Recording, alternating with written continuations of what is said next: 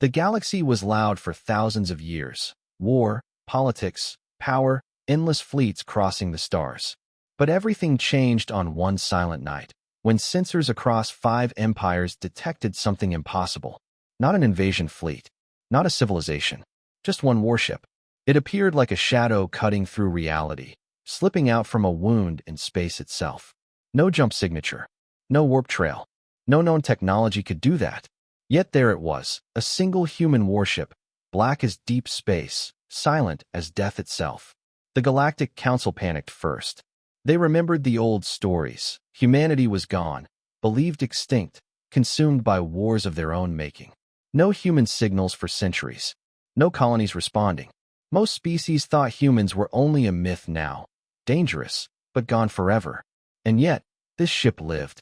It drifted calmly, no shields raised, no weapons active, but every scanner reading screamed power, a level no empire ever reached. Stars bent slightly around it, as if space itself feared it. The ship carried a name burned into its hull. Titan of Earth. Small scout vessels approached carefully. They sent warnings, orders, threats, but the warship did not respond. It didn't even turn weapons on. It simply watched. Silent, patient, unmoving. A young alien commander, curious but shaking, whispered, "What happens if it wakes up?" No one answered. Because deep inside that warship, behind armored bulkheads and sleeping steel corridors, a single human heartbeat echoed. Slow, steady, returning after centuries. No one knew why the ship was here. No one knew what humanity wanted. But every species felt the same cold fear. If this is only one ship, what happens when the rest return? Alarms were never heard inside the Titan of Earth, because the ship needed no alarm.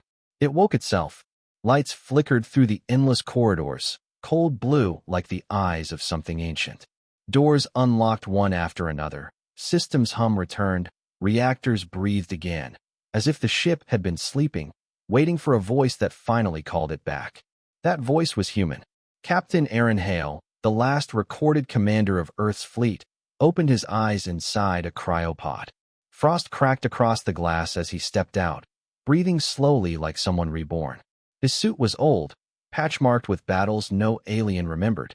A digital timer on the wall blinked red. So many years had passed that the system had stopped counting. Aaron looked around, confused but calm. He asked one question, voice rough like stone scraping metal. Status of Earth? The ship answered, deep and emotionless. Play button Earth, lost. Play button Humanity, unknown. Play button Mission, incomplete. Outside, alien fleets multiplied. Hundreds now surrounded the Titan, keeping distance but shaking in fear. Their largest dreadnought approached to communicate.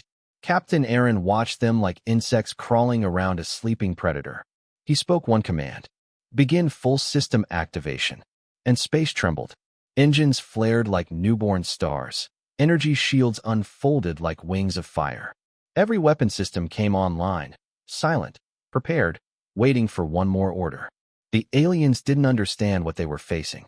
They saw only one ship, but its power readings exceeded entire armadas. Transmission requests flooded in. Pleas, warnings, attempted negotiations. Aaron said nothing. He stared through the viewport at the countless enemy ships blocking his path, and a single thought formed. If Earth is gone, I have nothing to fear losing. The Galactic Council finally sent a voice. A trembling ambassador ship floated toward the Titan, broadcasting fear behind every word. Unknown vessel, state your purpose. You are surrounded. Any aggression will be met with force. Captain Aaron almost smiled. Surrounded? They believed numbers mattered. He answered calmly, voice echoing through the entire sector. I am Captain Aaron Hale of Earth. I request information. What happened to my home? The aliens froze. They had expected threats, fire, war, demands. But the human asked a question, a personal one. Admiral Vorex of the Zelf Empire stepped forward, trying to hide fear and authority. Humanity vanished centuries ago. Civil war, disease, collapse. We found ruins. We assumed your kind extinct. Aaron's heart hit like thunder. Earth fallen. Humanity gone? His fists trembled, but his voice stayed steady. Then this galaxy is unprepared for what is coming. Confusion spread. The ambassador asked carefully. Coming? From where? Aaron turned toward the void, to the place Titan had emerged from. We were not sleeping. We were preparing. Before they could react, the ship released a single pulse, non-lethal, but powerful enough to knock every alien sensor offline. Entire fleets went blind. Panic erupted like fire in a dry forest. Ships collided. Formations broke. The galaxy's proud militaries were reduced to chaos by one peaceful signal. When systems rebooted, they realized something worse. The Titan had moved. Not escaped. Not charged weapons. It now stood directly behind the largest dreadnought, without warp signatures, without sound. Like a ghost. Every captain in that fleet felt one truth in their bones. If this ship wanted war, none of them would survive the first second. News of the Titan spread like wildfire. From one star system to another, rumors changed from whispers into trembling warnings. A human ship has returned.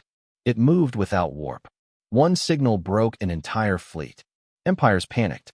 Markets crashed. Borders locked. Planets that never feared anyone suddenly dug bunkers deep into their soil. But fear does not unite everyone. Fear also breeds pride. The Zelth Empire, known for its arrogance, refused to bow. Their high council gathered in a hall of crystal walls, oceans of stars reflecting in their eyes. Every leader spoke loudly, hiding terror behind ego. It is only one ship. Humans are primitive. Attack now, and end the legend forever. A decision was made. They would destroy the Titan publicly, broadcast across the galaxy, so every species would see humanity crushed for good. A fleet of 3,000 warships was assembled. Massive carriers, plasma destroyers, missile hives, enough firepower to erase moons. They surrounded Titan again, forming a ring of firepower so dense that space almost glowed with weapon heat. Admiral Vorex sent one final message. Stand down, human. Surrender, or we fire. Inside the Titan, Captain Aaron did not rage. He did not beg. He simply stood at the center bridge, calm like a storm waiting to break. If this is the only way you understand. He lifted his hand. The ship responded like a sleeping god opening its eyes. Weapons unlocked. Defensive AI awakened. Warp disruptors spun like halos of death. The Titan did not feel like a ship anymore. It felt like a force of nature. Outside, every alien heartbeat stumbled. Because they realized something too late. They had declared war. On a species they believed extinct. A Zelth destroyer opened fire, one brilliant beam of plasma carved toward the Titan like a burning spear. Millions across the galaxy watched the broadcast. Billions held their breath. The beam hit. But instead of damage, the Titan absorbed it like sunlight into a black ocean. No explosion. No tremor. Just silence, cold and terrifying. Then the ship spoke. Not Captain Aaron. The Titan itself. Its voice rolled across space, metallic and ancient, like a machine that remembered war. Threat registered. Response initiated. In a single heartbeat, reality bent. A shockwave expanded outward, silent, invisible, unstoppable. It passed through enemy ships like a ghost breeze. No fire, no explosion, just flickers of light as systems died. Engines failed. Shields collapsed. Weapons turned cold. 3,000 warships went powerless. The strongest fleet in the galaxy drifted like dead leaves in space. Panic tore through command channels. Retreat. We are defenseless.